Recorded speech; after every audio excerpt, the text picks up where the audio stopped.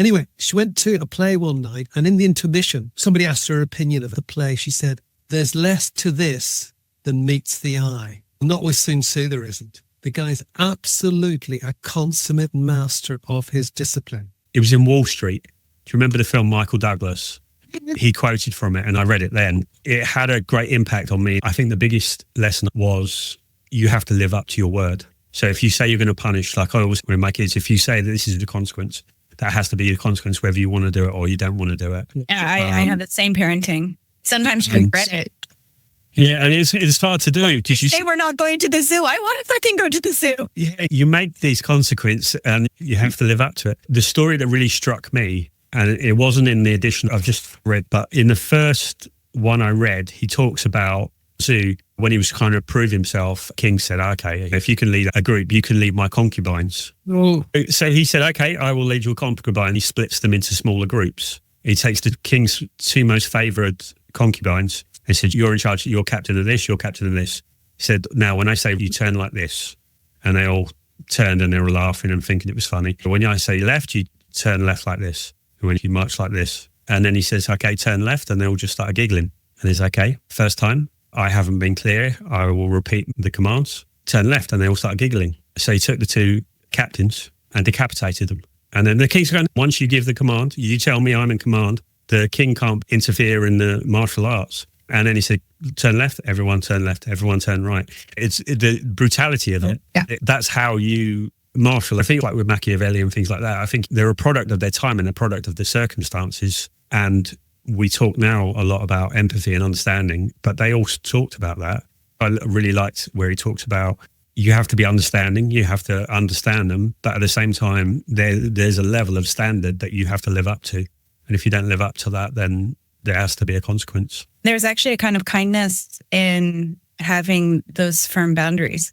We talked about children a second before, but when children don't know what they need to do, it's actually quite unkind. They don't have a wall that they can push up against. They don't know how to actually please you or how to be a good child either. Even though I'm queen of empathy, as you know, if you know my post, I'm all about inclusion. I can be a hard-ass leader, but I'm kind. But if I say something and you don't follow through, then I can't rely on you. And without reliability, I can't trust. And without trust, there is no, let's say, autonomy. I can't give it to you. To be empathic and to feel people, let's say, it's not that you have to command with power to influence is definitely part of having empathy and all of that. But you also need to be a person of integrity. If I don't have integrity and I don't follow through with what I'm going to say, then I'm also a leader that you can't feel safe with. It's just like a parent. You can't feel safe with that parent. So I think people mix that up. They think empathy means no consequence or no boundaries. But surely empathy is empathy, unless you have empathy with your enemy. And I think Sun Tzu would agree, you're not going anywhere. You need to have the same feeling. Empathy is not sympathy. Yeah.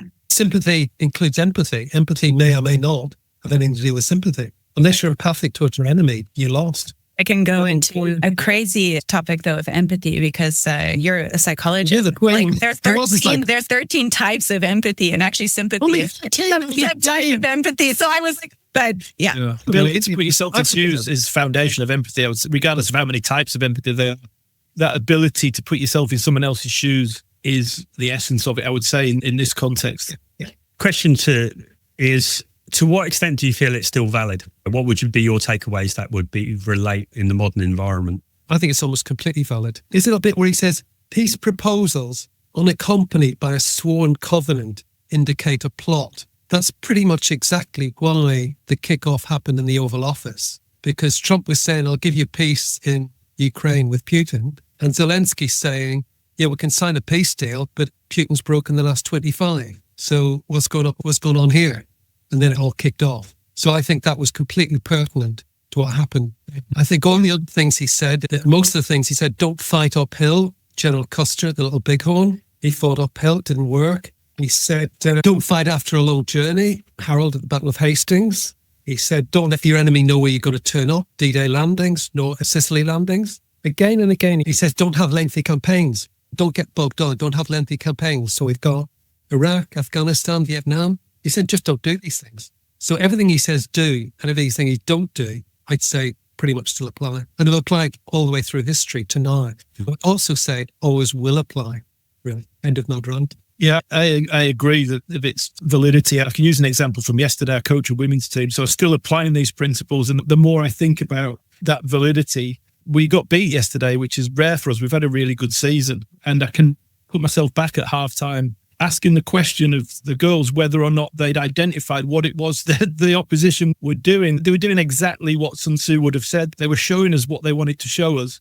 luring us into a situation and then capitalize on our inability to see the trap that we were falling into. So that had real relevance for me. I think also in general, if I think about any sort of performance environment, the idea that know your enemy and know yourself is just valid in any sort of walk of life. It's that whole self-awareness piece. Know yourself, know your enemy, or if you just know yourself or you just know the enemy, like, yeah. Exactly. Yeah. So all of those things and they're on repeat through the book as well, that without them, we're putting our finger in the air and hoping for the best. Know yourself, know your enemy is 5 of the wisest words ever written in history. I apply them absolutely declining because I think you said to me, Rob, how come you're still alive? It's knowing yourself and knowing the environment. In this case, the environment is the potential enemy. And I constantly do that all the time. I go with the mindset, I'm always going to come back. I'm always going to come back. I'm always going to come back. Last year, I pushed it right to the limit for weeks where each day, this is unusual. It's very unusual. Each day I could have died. And I was constantly testing, how are you feeling? How are you feeling? What's going on here? I was constantly aware of the environment me each day and modulating according to that balance, really. Honestly, I think those are the wisest words. It also applies directly to business. Is everybody aware of Ansell's strategy grid, his product market grid? Yeah.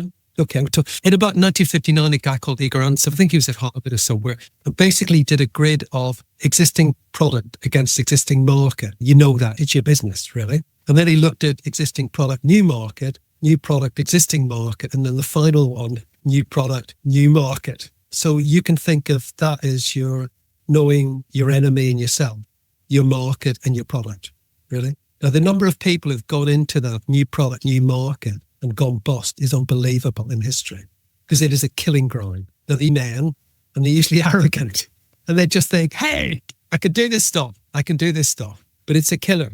Even if you go existing product into new market, the amount of new retail, the death in the US, because they didn't understand the new market, the new environment, the new, if you like, enemy. They understood themselves. They didn't understand the different enemy. A guy called Billy Button used to have a chain of holiday camps in the UK. They were fantastic in the 50s and 60s. You've been to one, Rob, haven't you? Yeah, spent my childhood in him. Died of death. Nobody wanted it. They only wanted Billy telling them how to live their holidays. So I think Ansell's product strategy grid is one of those simplest, best things ever in management. And I think it's a direct consequence of our old friend Sun Tzu, whether Ansell was aware of it or whether he wasn't really. The other thing, know yourself, know the enemy. To me, it's as good as it gets. You don't get better than that. Just on that point, I remember reading that somewhere and someone broke down how hard it is to switch contexts. So someone is like a huge company. For example, Michael Jordan was a great, he played baseball and it didn't really take off. But also huge companies that when they try and switch context into a different market, it just doesn't work. It's amazing that you think they would have every advantage, yet they're built for a certain context. And when they try and do something different, Google's had so many failures, Microsoft's had so many failures.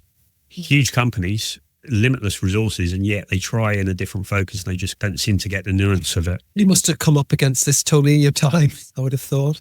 Yeah, lots. I've been there myself. I've tried to take people into places where they're not ready to go. And it was completely the inappropriate approach. It feels noble on one hand that I might believe in people more than they believe in themselves. It sounds like a really noble thing to do, but it's actually a lack of depth of understanding. If I think that I believe in my team more than they believe in themselves, therefore I'm trying to take them somewhere where they don't feel ready to go, that's quite crazy. So I've been one of those people who got it wrong. And that's brilliant, right? Because there's the pain that's associated with that and the pain of accepting that, okay, wow, I didn't even know that was a thing. But once you realize it, you can make those adjustments. And again, it goes back to knowing yourself, knowing your people. That's before we even get to the opposition, before we even get to the enemy. I clearly didn't know my people well enough in order that I was taking them somewhere where they didn't want to go. You lose trust, you lose respect because they haven't been heard properly. You haven't taken the appropriate amount of time. That's painful lessons to learn as a manager, as a leader, as a coach, but also they're life lessons. They're massive. But you see it all the time. The CEO who's beating his chest about where he's going to take them. It's this where I'm going to take this organization. Okay, there's a time for rhetoric, but not in many of those contexts where you see it happening over and over again in the hope that people just think that's the way we should go. It just doesn't work like that. If I think about it from a art of war perspective, appear weak when you're strong and strong when you're weak is a great metaphor for that. Rather than stand there going, here we are, just that humility just kick in. And again, that's without addressing what's going on over there in-house where we are, who I am. When we turn that on, we shine the light then on the opposition or the competition. If you're thinking about being in a preparation phase, I could think of it, football manager, you're looking for strengths and weaknesses in the opposition, which in effect manifest as opportunities to win and risks to mitigate. Where are the greatest threats coming from that we need to be prepared for in order to minimize the chances of conceding goals? And what's the one chink in their armor that we can see where we might have a chance to win the game? And then if we know where that is, how do we create a false scenario that we're actually going to try and do something else, but we're really going to go round the back over there. We're going to get you when you got your eyes closed. That's the nature of the beast for me, really. For me, you mentioned something that I also think really pertains to today is preparation wins the wars way before they begin, but rigidity also leads to defeat. So you need to have a strategy in mind. You need to have a clear vision. You need to be able to understand the realities of those that are walking with you, because their realities or their perceptions and their morale are just as real as the actions in which they're doing. You need to prevent yourself from being rigid in how you approach situations and take the opportunities as they come. Those are hard for people because when you're prepared and you have a plan, you know your terrain, you know what's going on, very often it leads to a rigid mind or your own perception of what you're seeing. So it's hard to imagine that others standing in that same space may have a different conviction of what they see and what their morale is. To be an effective leader, not only do you need to know the terrain and be prepared for where you're going, and you need to understand that others are having different perceptions of the exact same terrain that they're standing in. You need to be able to lift their morale. And you need to be able to shift and not be rigid. So you need to be able to take opportunities as they come and move forward. Otherwise, you fail. So there's this fluidity that you need as a leader, strength, and again, empathy in order to see, or not even empathy, just being able to differentiate yourself from others in the room because you're self-actualized. This is my perception and this is my planning. And I know this terrain like this. Yet someone else, the people that are walking with me are having a different experience of that exact thing. And how can I use their experience of that moving us forward to where we need to go? And where can I shift where it's required because maybe they just don't have the energy at that particular moment, or maybe it's not the right opportunity to jump on the enemy at that moment. In the group I'm in with Tony, there's also Clark. He talks a lot about Bayesian thinking. It's so true that when something changes, you then have to update. And the more that you understand the terrain are really the 5 factors, because I think they're really relevant. And it's not necessarily terrain, but it's the situation. And it's not necessarily weather now, but it's the unforeseen circumstances, what's going on politically. That comes from life experience. It's that ability to update. I also think a line I really liked is that if you're perfect, you're invincible. When you go back to, Michael, you're talking about Iraq and Afghanistan and Vietnam. On paper, everyone thought that was going to be over. When Russia invaded Ukraine, everyone thought Russia's just going to take them because they're so much bigger and so much stronger. But it's all of the mistakes that we make. And now Trump is talking about he's going to be in Gaza clearing out the Palestinians. He's going to be in Greenland winning over, taking the Greenland. He's going to go and take Canada as well. And you think you couldn't even win Vietnam. You couldn't even win Afghanistan. You couldn't win Iraq. Convincingly, you had to pull out. So how are you going to take 3 wars at once? Going back to the main point is it's our mistakes that defeat us. So it's all under our control. It reminds me, I learned in martial arts, often people are punching or kicking and they'll overextend themselves, but it's you keep yourself solid. As long as you're solid, don't be so affected by other people, but you make sure that you're always on solid ground. And then I remember like we were doing fighting if you had to fight a big group. If you are at the head, so that there's only probably 1, 2, 3 or people that can attack you at once. But after that, they start to get in their way. So the more numbers just becomes more damaging and more they confuse themselves.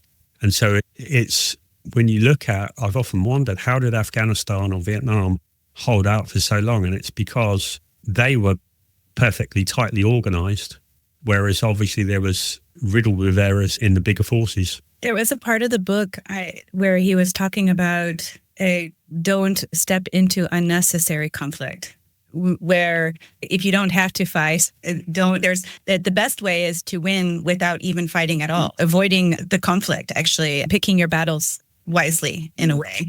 And I think that was a really powerful section, but it went through like a whole list, like first do this and then do that and then do that. But the starting point was really try to win the battle without a battle. And that was pretty cool, I think. And which these wars are not actually doing right because they just go into the fighting, which isn't that smart. You get tired, right? You lose a lot of bodies. You get exhausted. You lose the morale. What were the first steps that were done before actually going there? Yeah. To break the enemy's resistance without fighting is a brilliant statement. And the testament to that is the team that I'm working with at the moment. On the 2 times prior to yesterday, which was different, on the 2 times where the opponent has confronted us with their desire to fight, and we've fallen into that trap because we're not fighters.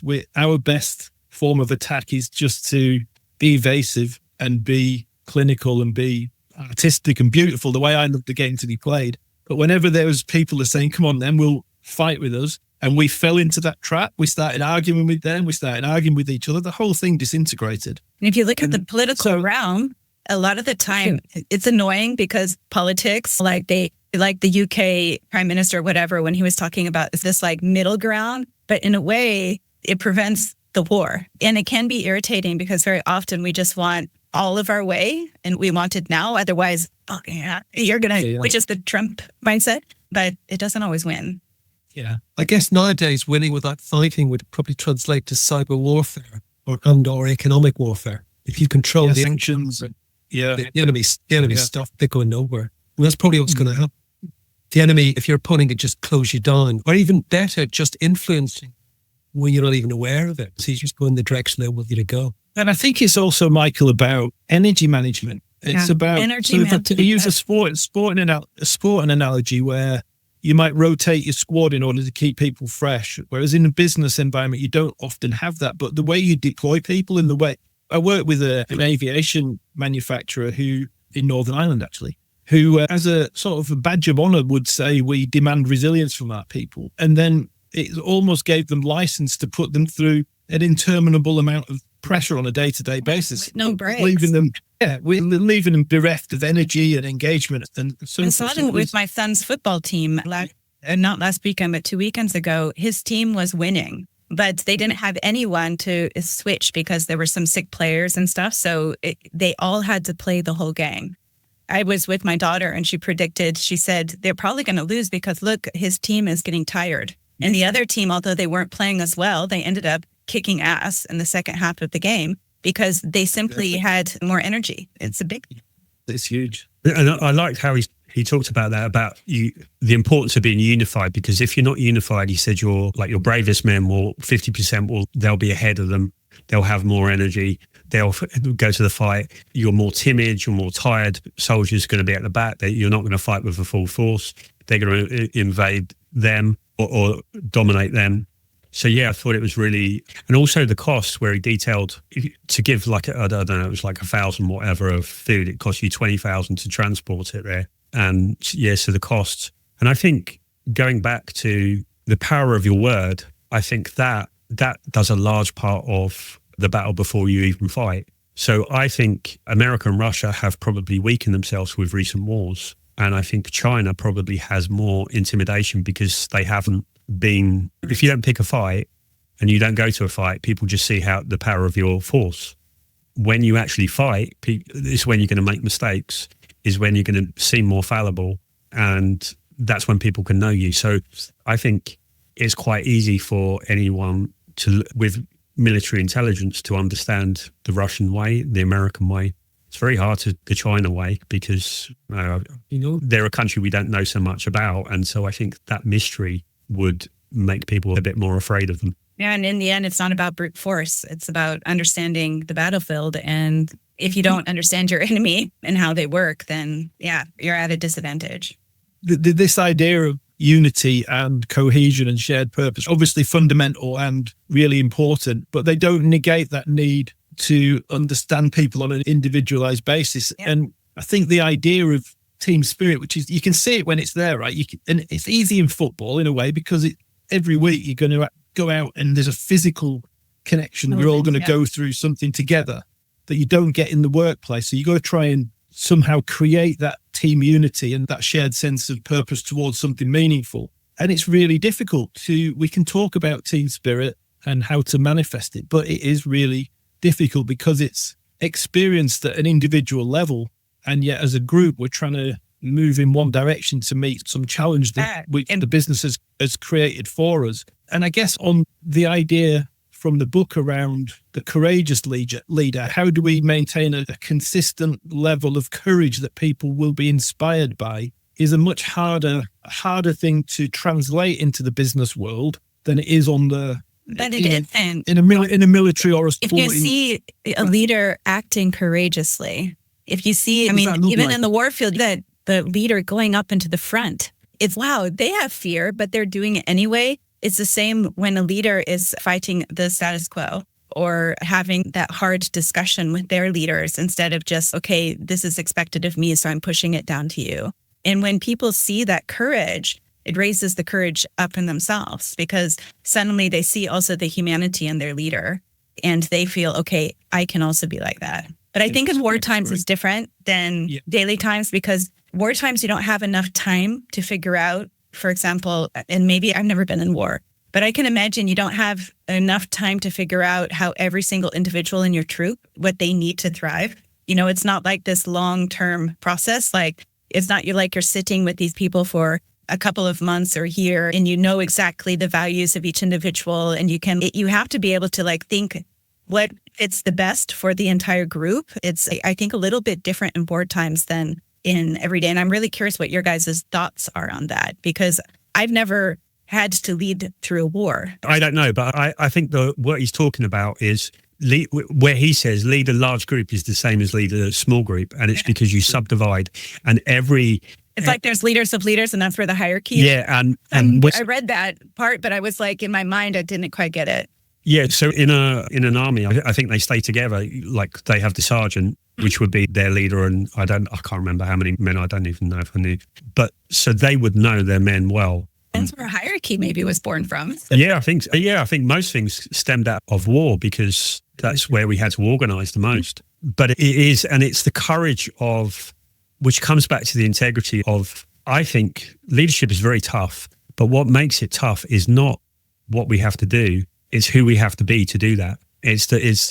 Because ultimately you can have all the skills and the communication, you can have rhetoric, and you can have all of this stuff to motivate people in the short term. But if you don't live up to your word, if you're not making those courageous decisions, and I think with all the people around him, choices, you're seeing that, because all I see on social media is it's easier to be spineless. No. Yeah, the vice president has said how bad Trump was. Was the one who sat in with Zelensky, Rubio or something. J.D. Vance. Yeah, but the other one. So J.D. Vance had said that, but I get the impression that he's always been with America and not really. It's anyone that doesn't act consistently according to their values on a daily basis. I act, if there's anything with me, I am consistent. In my personal life, in my work life, my values are my values. And that's the integrity that's required for trust. And if you cannot trust your leader, you're not going to give up your life for that person. Yeah. You need that trust. And what I find that I'm missing in today's leadership is lack of trust, because they don't act with integrity. I don't know who they are. And if I don't know who you are, I don't know your values, then how can I stand with you? And that's a big problem. And it takes more courage to act every day, to choose to act with integrity, even if it goes, like I said, against the status quo. And that is harder. I would argue that their values are on clear display. Yeah, it's just their own values. We don't trust. Yeah, exactly. Yeah, it's just today. I find that they project more, or that they absorb the values of those around them. If their values were consistent, I had There's a reason, and this is very political, so I don't know if we should bring it up here. There's a lot of people that blindly followed Trump, for example. Trump is consistent with his values. He actually acts with integrity according to his values. Yeah. And that's why he can get an entire group of people to follow him blindly. Now, a lot of people in his wings, they are not. If you look at who they are on one day versus the next day versus the next day, they are shifting. They are a projection of who they are trying to please. They are spineless. They don't go up against Trump when it goes against their own value system. And those people you can't trust. Now, I know for a fact that Trump, his values don't match my values. But I also do understand why there's a lot of people that follow him, because their values probably are in accordance to his, and they trust him. And that trust comes from integrity. And it's not that we're all going to have the same values, but a leader dares to act with integrity no matter what. And that's where you get that trust. That's where you get the following. And it can be dangerous if they happen to be values which totally suck, but that's what I see happening. Can I ask you about that, please? Yes. Okay. Obviously, what I'm saying can be totally 100% wrong, or my definition of integrity, which may not be yours or anybody else's, my definition is saying what you do and doing what you say. Yes. That's my definition. And I've just, For me, integrity is a little bit more. Integrity is, there's all kinds of layers of personality. And I think when you are really leveled up as a person, you're leveled up as a leader, you act in accordance to your core. So you are integrated with your dragons. Most people don't ever get to that level. Like, they get to maybe the values level. They know what they need to thrive. And to act with integrity for them is to act in accordance to their values every day, in their decisions, in what they do, how they behave. For me, that's integrity. So being congruent with your values on a daily basis. If you don't have the value of trust, you don't have a value of honesty, you may be acting with integrity without being honest. So that's where it can be confusing for people like me, where if you look at my values, I have them always here. I have trust here at the top. For me, trust is a core value. So for me to act with integrity, I need to be trustworthy, and I trust you. So integrity for me really means that you act in accordance to your values, that you on a daily basis, so I can trust what you're going to do, know you. So it may not be that I like you, but I know how you will act, and I know how you will be. Okay. But to me, it's a different use of the word integrity. To me, it's more like congruence, really. So we take Trump as an example. What is his modus operandi? It seems to me chaos, really. It seems to me anyway. Me, he values chaos and real estate deals. For me, he values money. Yep. He values capitalism. He values, his values are more on the superficial level of things. I don't think he values chaos. I think the chaos comes from his psychological disorders. That's how he behaves. He creates chaos in order to get what he wants, but I don't think he values chaos. I would say it's deceit. I would say because he'll tell you whatever. If you force, if you have power, you will win. I bet something is there.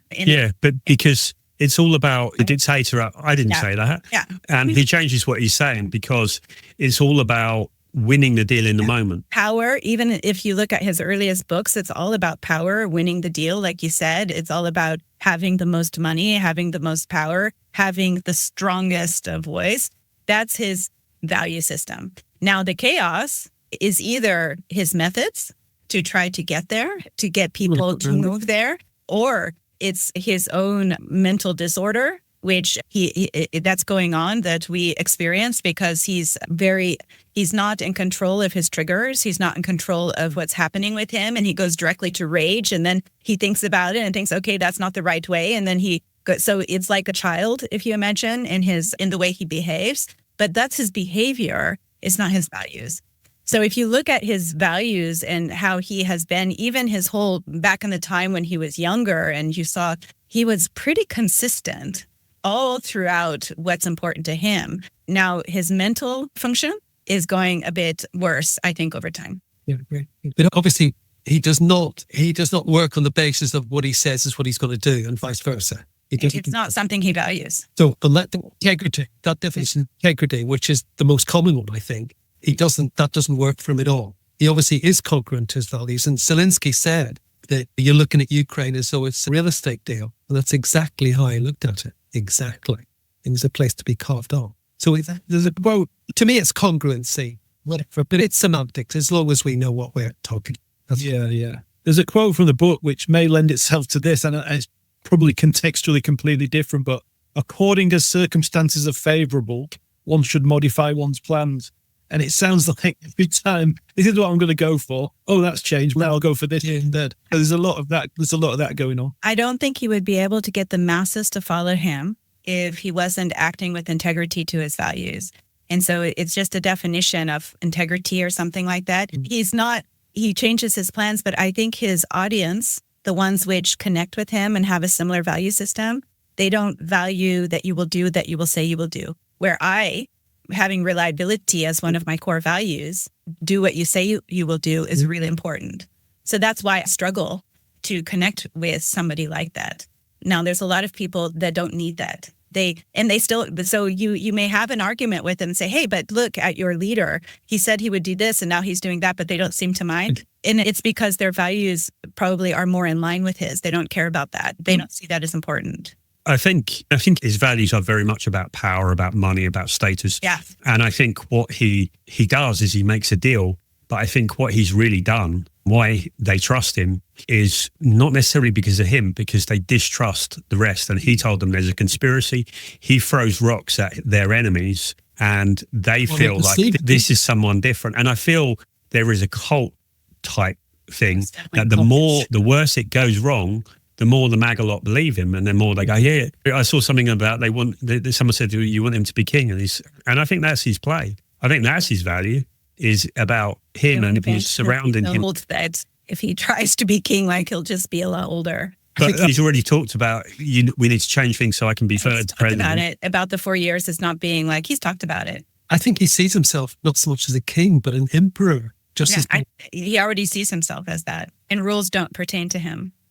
But I think his following, or it's as you've said, Rob, I think it's that he's throwing rocks at enemies, whether perceived or real, just as Hitler did. Everything in Germany in the 30s was the fault of one bunch of people, Jewish people, the convenient target. But if we move back to the art of war, who's going to win this war?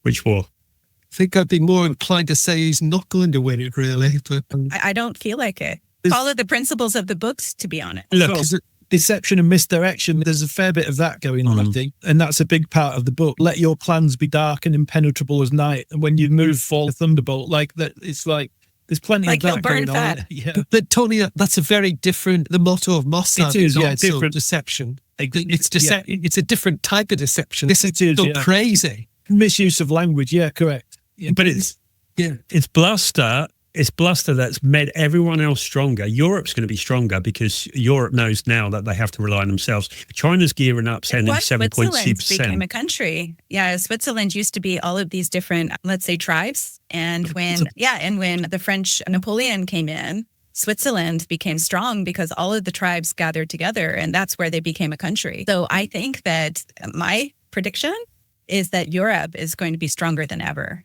But right now, Europe depends on the U.S. I think in the future, they won't. We can't afford to. It's just that simple. Exactly. And I think that all of this is just like in Switzerland, all of these small tribes were not strong by themselves, but you put them all together, you have this strength. Interesting. Okay. We said earlier about an army, and Sun Tzu actually said, the principle in which to manage an army is to set up one standard of courage which all must reach. All must reach. Yeah. No buts, no ifs. Nothing. The reason that the two ladies lost their heads, I'm pretty sure Sun Tzu knew that exactly that was going to happen. I'm pretty sure he did it. That was part of the preparation. And I thought so. Yeah, following. I'm with the emperor. He's brought me in as his martial advisor. There's an issue here, my credibility, or the credibility of his advisor. It just happens to be me. Let's do a little experiment. They'll mess around. Don't take it seriously. They'll get to see. The emperor will see that his military advisor is somebody who will not back down when it comes to integrity. Brutal. Yeah, okay, but since he would have said, if I don't do that, if I don't do this one thing, you will lose. that emperor will probably lose every bloody thing going. Thousands and tens of thousands of other people might die. That's what he would have said. Yeah, it is brutal. I just see that as completely necessary. And in his position, I would do exactly the same. Exactly the same. And in fact, I would have just let it happen. If it didn't happen, great. I wouldn't have wanted it to happen, but I would have done it. And if need be, I would have decapitated them myself. So would there be another way to get to the same result? I'm curious if anyone else. I can't see it. When we're looking at those times. It's not like decapitation. Yeah, but I think when you're looking at those times, someone displeased the king, that was standard behaviour. Yeah, I guess it's a different time too, right? But it is saying whatever the price is, this will be it. Yeah. And that is the basis of what people can trust. I'm curious what Tony thinks about it. I agree with Michael's principle entirely. In some ways, it's a little like Manchester United offloading Marcus Rashford, who's their flagship player, at a time when he's just not towing the line. And there's no alternative for a new manager but to cut. Some people would see it as don't cut off your nose to spite your face. We need him right now. No, I've got a bigger war to win here. I've got a bigger battle to fight. And this is a short-term pain for some long-term prosperity. And I think it's like that a couple of people for the match. Key people who are perceived to be, in other people's eyes, critical to what we need right now. It's not about right now. What we need is to set the standards. I think a lot of new managers face that. The star performer is responsible for maybe 50, 60% or a couple of one or two. And yet they're disruptive. I remember Pep Guardiola. I'm not sure if you're into football, but probably the greatest manager ever. And everyone says he had great teams, but actually he started with Barcelona's third team. They'd just been relegated. It was the equivalent of the third division in our league. And his best players weren't towing the line. And he went to his mentor, Johan Cruyff, and he said, what do I do? He said, I'm reliant on these players. And he said, cut them, whatever. And he cut them. He started with new young players. And those players actually developed into his team that became probably the best team ever. When you say it like that, I've decapitated before. I have got rid of explicitly the Einstein in the team, where everyone was afraid it had to be done. And just like you said, the entire team rose up, became knowledgeable, accountable. It made a powerful team. So I guess that's today's time, capitations. Yeah, I think often we have to look back at, like everyone says, Machiavelli and Attila the Hun is another one. But actually, or Genghis Khan, actually they were some of the most empathic, because Genghis Khan was like, you can carry on with your religion, you can carry on with your culture. This is the standard. And I think today the standard is not necessarily courage, but it's whatever characteristics are important for the team, your performance has to match that. If it doesn't match that, then you have to be held accountable. If we wrap up with everyone, key takeaways, there's so much. One of the things that was most striking, I love the 5. There are 5, heaven and earth, the way, morale, all of that stuff. I love the idea that it's down to us. I love the discipline, the lessons on this is what you have to be a leader. But I also love, of course, the Chinese way of be like water, formless, which I think is that Bayesian thinking. The power of momentum, there's so much. I also pointed out a few key points, is that he talks about the organisation that we turn order into disorder, and about how it's disorder leads to order, leads to disorder. Courage, which will turn to cowardice, which will turn to courage. And that's about momentum. We'll have strength, which will turn to weakness, which will turn to strength. And that's about the changing of formations. I love it. It's one of the most powerful books I think I've ever read. So short and yet so much to take from it. Yeah, to the point. Sarah? So strategy over strength, know yourself, know your team, and leadership is influence, not control. There was a lady called Tallulah Bankhead. She was an actress. She's a feisty lady, a serious actress, but she got a bit of a bad image because she liked drinking, and I can understand that. Anyway, she went to a play one night, and in the intermission, somebody asked her opinion of the play. She said, there's less to this than meets the eye. Not with Sun Tzu, there isn't. The guy's absolutely a consummate master of his discipline. I see books on a weekly basis where there's a lot less to this than meets the eye. Not with this guy. He knows his discipline backwards. And I would recommend the book to anybody with a pulse. It's a couple of hours reading time at the most. It's certainly utterly applicable to warfare. A lot of it's applicable to management. Quite a bit is applicable to your normal life managing. But certainly in warfare, if you heed what he says, chances are you'll win. If you do what he says not to do, you will certainly lose. Damn, that's a summary. Now mine feels a little bit empty. I'm right to the performance or would decapitate you. Turn left and march. Yeah, it's right. I'll go right back to what I said originally. Originally, I was applying it to my own work in football, and it did give me a lot of insight into how to prepare for a game tactically, how to develop a game plan, how to anticipate what the opponent may be thinking or may be trying to do, how they're going to deploy their troops metaphorically. So there's 3 takeaways for me. One is planning before engaging. The second one is you've got to make your decisions based on what's actually happening rather than the rigidity of what the plan was in the first place. There's got to be adaptability and flexibility. Adaptability all the way. And the last one is that to be successful happens before the war takes place, before the battle commences. So you win in preparation, basically. Yeah, strategy. Yeah. Strategy, adaptability, and knowing yourself and your team. And I tried to apply that yesterday and we're still lost. So what did I learn from Sunday? Bloody hell, I better get back to leading again. It is so relevant to football because there's certain managers where they have a set way of playing, and then it works for a few seasons, and then they get found out, and then people know how to play against them. And then there's some managers You have to be able to change your ways with your team, with their needs, and it's exactly what you say, Rob. And some managers can't change mid-game. No. They've got one play and they do it over and over again, and then suddenly it doesn't work, but they don't have the thinking going on up here to be able to shift. I think is also relevant for managers is that this worked, so I'm going to use this everywhere, and no way. Which is why it's so difficult. You really need to be able to think